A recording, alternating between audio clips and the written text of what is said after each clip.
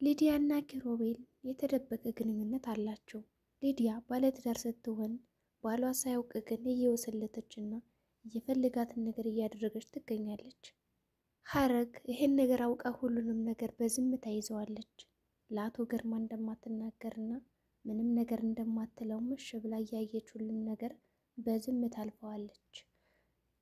ዶክተር ወይም ኤልያስ የተባለው ባለቤቷ ይሄን ነገር ያውቃል ወይስ ደግሞ አያውቅም? አብረን የምናየው ይሆናል።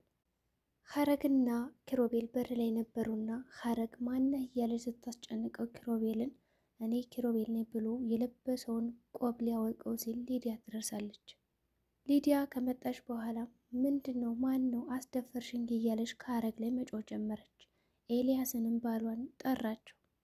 ምን ነበር የጠራሽ? ለዚህ ነው እንደምትጠሪኝ ይላታል። አይ ይሄን ጉድማ ለእናቷ ነው መናገር ያለብኝ ብላ ወደ እናቷ ትሄዳለች። ልጅሽ እዛ አሸሸ ገዳሜ ትላለች። አንቺ ከዚህ ተኝተሻል፣ እዛ ግድግዳ ተደግፋ ከማንም ጋር ትላላሳለች ብላ ትነግራታለች ለሐረግ እናት። የሐረግ እናትም በዚህ መካከል ራሷን ስታ ትወድቃለች።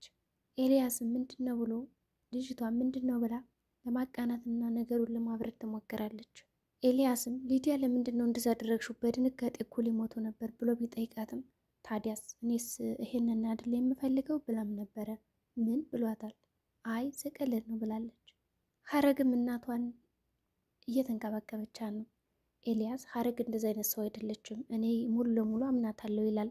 ሐረግም ወደ ሳሎን ከመጣች በኋላ ኤርሚያስ ሲጠይቃት ይህ ነገር እውነት ነው ብሎ ሲላት ዝም ብላ ነበር ያየችው አንገቷን በመድፋት። በቃ ተይው ብሎም ጥሏት ሄደ። የሐረግ እናትም ለምንድን ነው የሊዲያን እውነት ሁሉም ነገር እያወቅሽ ለባለቤቷ ማትነግሪያት ብትላትም አይ እኔ አቶ ዶክተር ወይም ደግሞ ኤልያስ በዚህ ጉዳይ ሲጨነቅና ሲያስብ ማየት አልፈልግም፣ እሱ እንዲሰበር አልፈልግም፣ የሚስቱን ጉድማ ለማንም አልነገርም፣ ሚስጥሯን እደብቃለሁ እያለች ነው።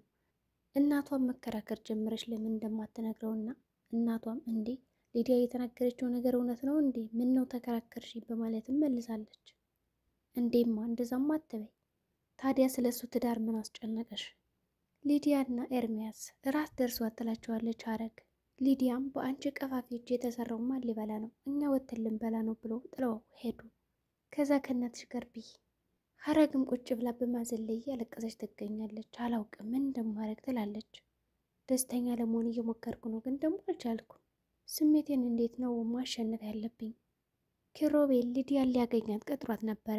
ሊዲያም ካገኘችው በኋላ ከዚህ በኋላ ላይህ አልፈልግም፣ ከአንተ ጋር ከዚህ አሸሸ ገዳይና ስወሰልት እኮ አንድ ሰው ካየ ለእኔ ችግር ይሆንብኛል ትለዋለች። ኪሮቤልም ታዲያ ከኔማ መምለጥ አይጠበቅብሽም፣ ያሌኔ ፈቃድና ያሌኔ ፍላጎት አንድ ነገር ብሰማ ግን አልለቀሽም ይላታል። ከአንቺ ዞር እንድል ከፈለግሽ ደግሞ የሚጨበጥ ነገር ስጭኝ፣ ያለዛ ግን ምንም ነገር ለማድረግ ጣጣ የለኝም፣ እንደፈለገ አድርግ፣ ዳንታ የለኝም ትለዋለች። ዳንታ እንደሌለሽ አውቃለሁ፣ ግን ደግሞ ለባልሽ ሁሉን ነገር እናገራለሁ። ባልሽ እኮ ጣልቶሻል፣ መቼም ከቤቱ ቢያባርሽ ደስተው ነበር። ያው አንቺ ለገንዘቡ ስትይ ነው እንጂ ቁጭ ያልሽው ይላታል። ህልሙንም መሆን አረግለታለሁ እኔ፣ እንደዛማ መድረግ አትችልም። ሊዲያ የሆነ ሰው ተቀጠረና ኪሮቤልን አፉን ዝም እንዲል አድርገው ትለዋለች። ያ የተቀጠረው ሰውም የኔ እናት እንዴት ነሽ እያለ እያቆላመጣት ነበር። የኔ እርዳታ እንደሚያስፈልግሽ አውቅ ነበር። አላምነህም። አንቺ ታዲያ ለምንድን ነው የምታምኚ? ያው ፍላጎታችን አንድ ስለሆነ ነው እንጂ አንተማመንም። ኪሮቤልን አፉን ዝም እንዲል አድርገው ምን ነው ከምድረ ገጽ ላጽፈው እንዴ? አረ እጀንማ በደም አላስነካም፣ ብቻ ዝም አስብለው። እኔም እንደዛ ማድረግ አልፈልግም፣ እኔ ያው ገንዘብ እንጂ ሰው መግደል አልፈልግም ይላታል። የነ ኤርሚያስ ቤት ታንኳኳና ገባ ኪሮቤል። ሐረግ ስለሱ ስለተወራባት ነገር እንዳገባ እያለች እየገለገለችው ነው። ዞር በይ ብሎም ገፍትሯት ወደ ሳሎን ገባ። ወደ ሳሎን ከገባ በኋላ ማዘር የት ነች እናቴ የት ነች እያለ ይርበተበታል። እናቷ ናት። ምን እናቴ ነው ያልከው? አይ ማለቴ ማዘር ብሎም ወደ ውስጥ ገባና እናቱን ሰላም ብሎ ወጣ። እናቱም እንዴት ነህ ልጄ ደህና ነህ ወይ ብላ ከጠየቀችው በኋላ ግን ለምንድን ነው ቆም ማታወልቀው እያለችውም ነበር። እሱም አሁንማ እኮ ወታደር መሰልኩልሽ እያላት ነበር። እናቱን ሰላም ካለ በኋላም ይወጣል ወደ ስራ። ያሮጌ ነገር መችስ በወሬ የጠመድኩ አይደለም፣ በቃ ወደ ስራ ሄድ ትለዋለች። ልጄ ትልቅ ችግር ፈጥረህብናል። ሐረግ ደግሞ እንደዚህ አይነት ሰው አይደለችም አለችውም። ሊዲያ ስልክ እያየች ነው። ሳሎን ላይ ቁጭ ብላ ቲክቶክ ላይ ማየት ፈለገች እና ተነካከዋለች። ሐረግም መጀመሪያ እኮ ስልኩም ማየት ያለብሽን ነገር መምረጥ ያስፈልግሻል ትላታለች። ጭራሽ ደግሞ አንቺ ልታስተምሪኝ ነው እኔ ምን ማየትና ምን ማየት እንደሌለብኝ ብላም ትጮባታለች። እሺ አሁን ራት አቅርቤ፣ ግን እኮ ኤርሚያስ አልመጣም እና ታዲያ በረም መሞት አለብኝ እንዴ? እንደዛ አላልኩም። አቀረበችላት። ሀረግ ተጨንቃለች። ሊዲያ እየበላች ነው። ሴትዮ ተንከራተሽብኝ እኮ ከዝሬ ምንድን ነው ዞር በይልኝ ትላታለች። ሊዲያም ዶክተር እኮ ቀሩ ትላለች። ታዲያ እኔ ምን ላድርግ? እሱ የትም አሸሸ ገዳይ ሲል ቆይቶ እኔ ስለሱ መጨነቅ አለብኝ ትላለች ባለቤቱ ሊዲያ። ሊዲያ እና ሀረግ መጨቃጨቅ ጀመሩ። ለምንድን ነው የማታስቢለት? ባለቤትሽ እኮ ነው እያለቻት ነው። ሊዲያ ራሷ የምትወሰልተው አንሷት ጭራሽ ባለቤቷን እየጠረጠረችው ነው ያለችው። ከዛ አምሽቶ እየመጣ ከማንም ጋር እኔ በሱ መጠበቅ አለብኝ እንዲያሉ ይከራከራሉ።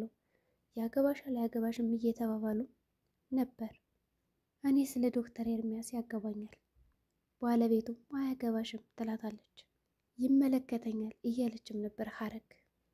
እንደዚህ እየተከራከሩ እያለ ኤርሚያስ ይመጣል። ኤርሚያስም አይመለከትሽም ብሎ ይደመድማል። ድራማው በዚህ ነበር የተቋጨው።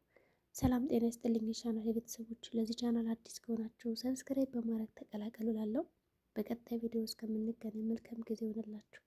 ስላዳመጣችሁኝ እጅግ አድርጌ አመሰግናለሁ።